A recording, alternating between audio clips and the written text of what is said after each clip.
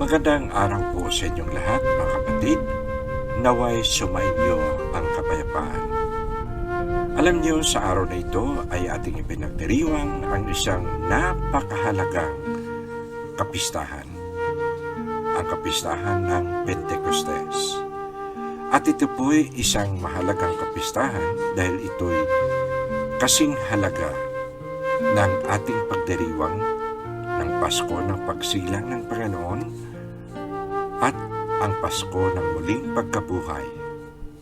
At ito ay isang kapistahan na kung saan ating ipinagdiriwang ang ating pagkasimbahan. So mga kapatid, nito pong kapistahan ito ay nais ko pong pag-usapan ang problema ng isa sa gitna ng karamihan at kung baliktarin po natin ang karamihan laban sa isa. Alam nyo, kung tayo po sa ating sarili ay nag-ananais o may hangarin na tayo po ay tumaas at gusto nating isahin ang lahat at isa lang ang pag-isip, isa lang ang patutunguhan at isa lang ang ating dapat pag-usapan, maaari namang ito ang pumatay sa tinatawag nating diversity dahil gusto mo uniforme na ang lahat. At ganoon din po kung baliktarin natin. Kung ang lahat ay magsama-sama at ang lahat ay bigyan ng pagkakataon, ito naman ang mangyayari. Walang magpahuli, lahat gustong mauna.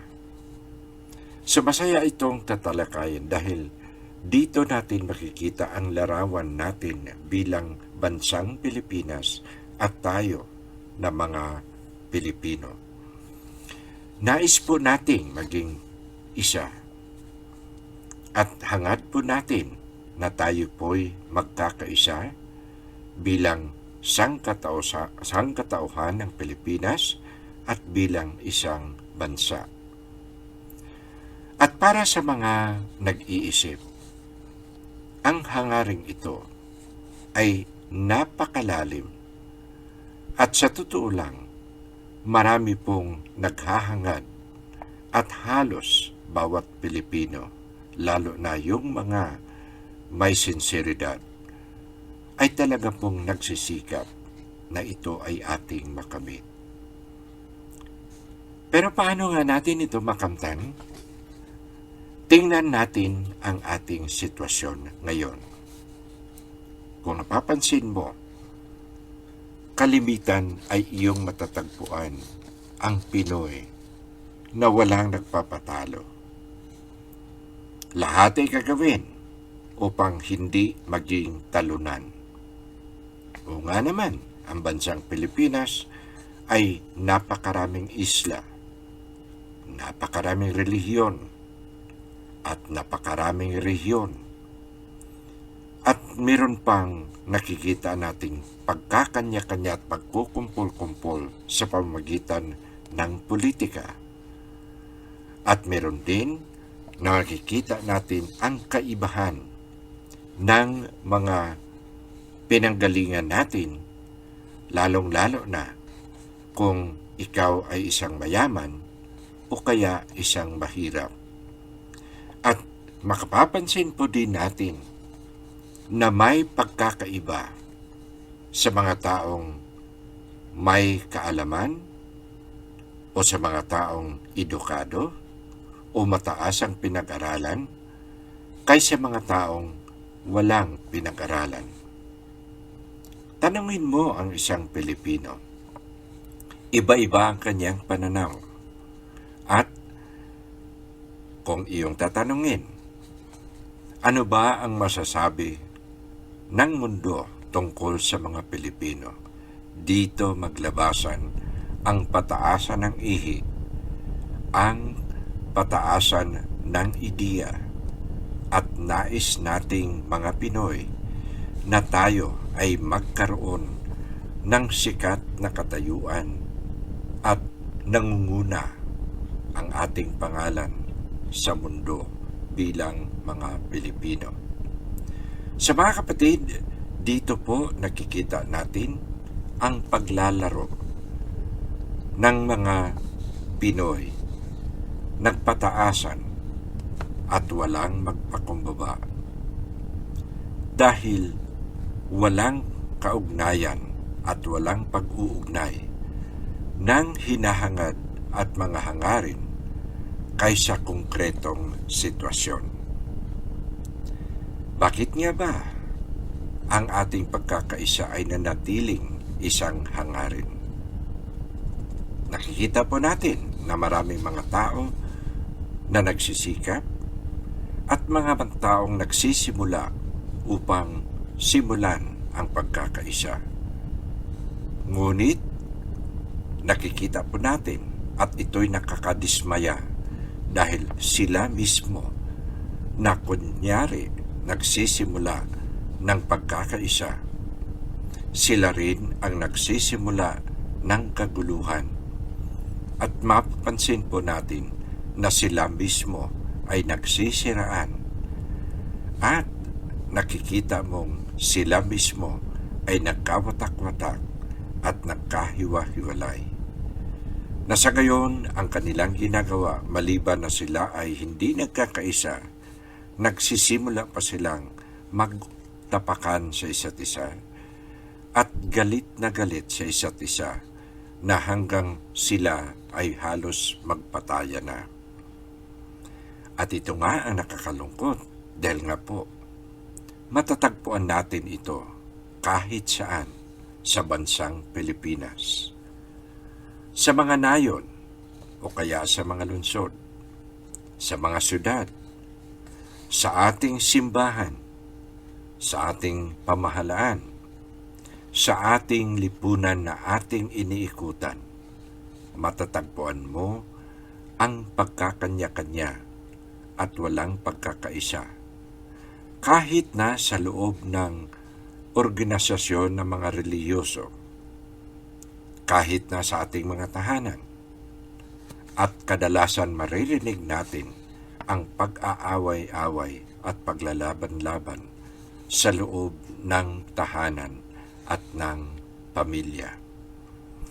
Sa mga kapatid, ito po ay nagpaalala sa akin sa isang kwento na ating matagpuan sa Kapitulo 11 ng Aklat ng Henesis, ang kwento tungkol sa Tore ng Babel.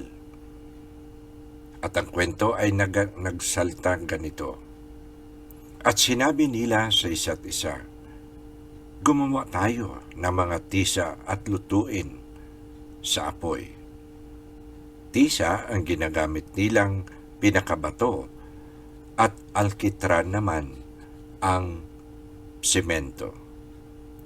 Sinabi rin nila, halika kayo, magtayo tayo ng isang siyudad para sa atin at ng isang tore na abot hanggang langit ang tuktok upang tumanyag tayo at hindi kakalat-kalat sa balat ng lupa. Mga kapatid, may napapansin ba kayo sa kwento? Sila po ay isang tao o isang bayan na nagkaroon ng hangarin, nagkaroon ng plano, at ito ay kanilang isinagawa. Pero kung napapansin po ninyo, walang kasama o hindi kasali ang Diyos. Gusto na nilang abutin ang langit, na gusto nilang itayo ang tore kasing taas ng langit at pantayan ang Panginoon. At mapapansin po natin, kung ipagpatuloy natin ang kwento, ito yung response ng Panginoon. Bumaba sa Yahweh upang tingnan ang syudad at ang toreng itinatayo ng mga tao. At sinabi ni Yahweh, iisang bayan lamang silang may iisang wika. Simula lamang ito at ngayoy nagagawa nila ang anumang planuhin nila. Halikayo, manaog tayo at guluhin ang kanilang wika upang hindi sila magkakaunawaan. Kaya ikinalat sila ni Yahweh sa daigdig at itinigil nila ang pagtayo ng siyudad. Ito ang dahilan kung bakit tinawag iyong Babel, sapagkat doon nabulol ang mga tao dahil kay Yahweh at ikinalat niya ang mga tao sa buong daigdig. Sa mga kapatid, kung titingnan natin ang kwento, sila'y pinarusahan ng Diyos. Pinarusahan ba sila ng Diyos dahil hindi siya sinasamba? Hindi po. Dahil alam ng Panginoon na kung sila ay manatili sa kanilang sarili, walang kilalaning Diyos, maaring sila ay patungo sa kanilang pagkasira at kamatayan. So ngayon po, narito na ang kahulugan ng ating pagdiriwang ng Pentecostes. Ang Pentecostes ay tungkol sa Espiritu Santo na siyang pagmamahalan na nag-ugnay ng Ama at ng Anak.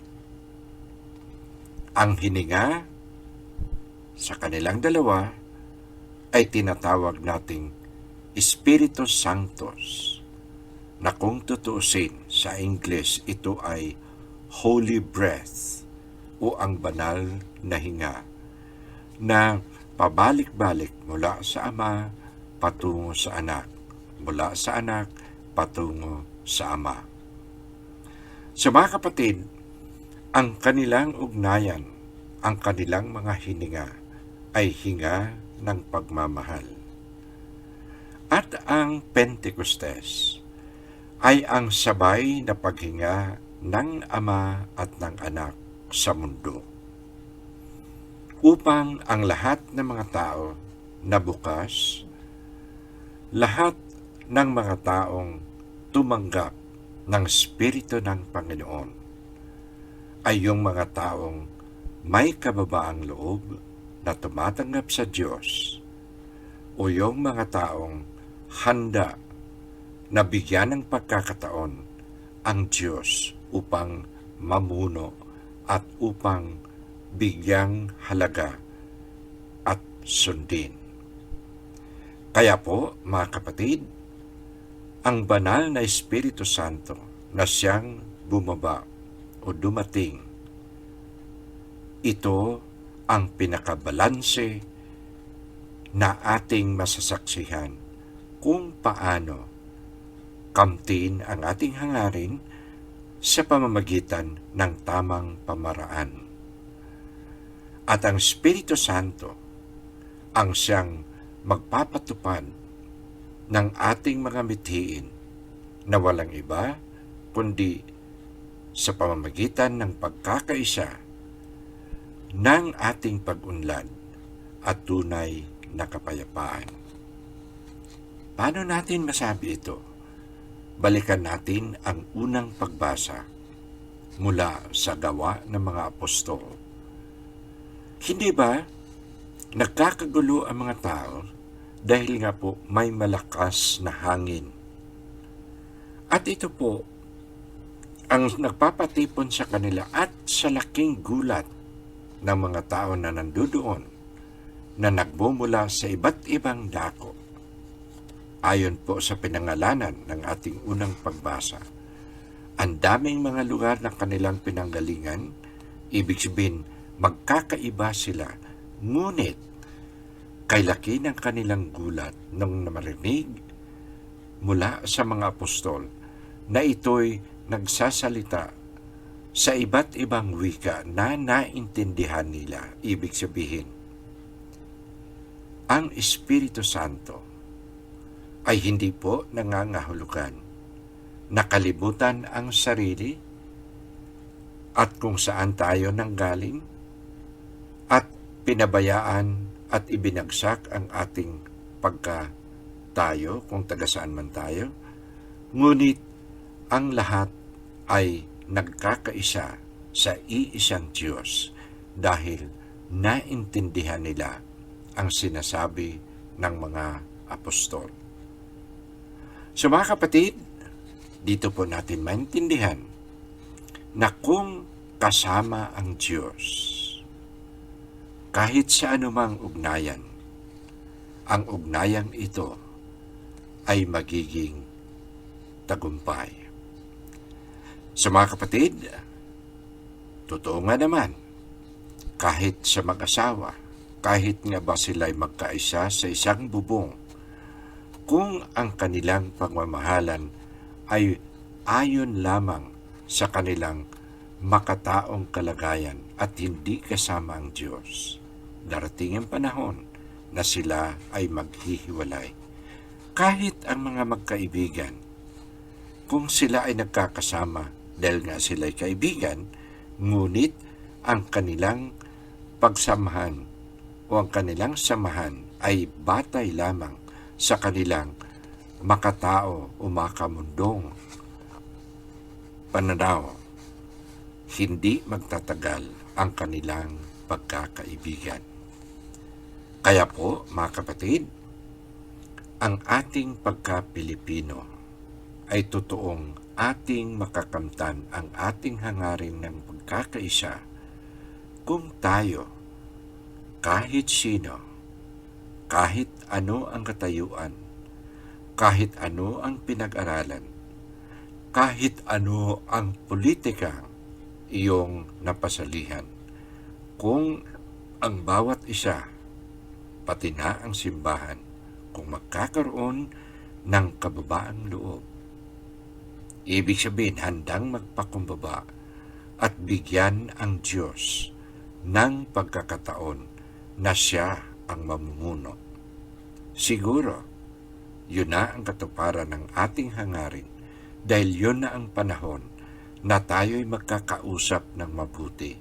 Hanapin ang mas madaling gawin kasama ang Panginoon at hanapin natin na may sinseridad kung ano ang ating maitulong na hindi na itataas ang sarili, kundi isipin palagi ang ikabubuti ng lahat.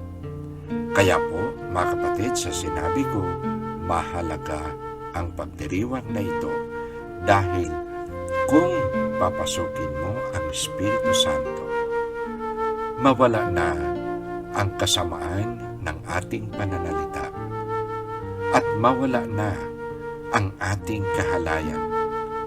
Mawala na rin ang ating pagmamataas dahil wala tayong ibang kilalanin kundi ang kataas-taasang Diyos, ang kabanal-banalan ng Diyos at ang kadakilaan niya, hindi ang ating mga sarili. So mga kapatid, Happy Pentecost Day at pagpalain nawa kayo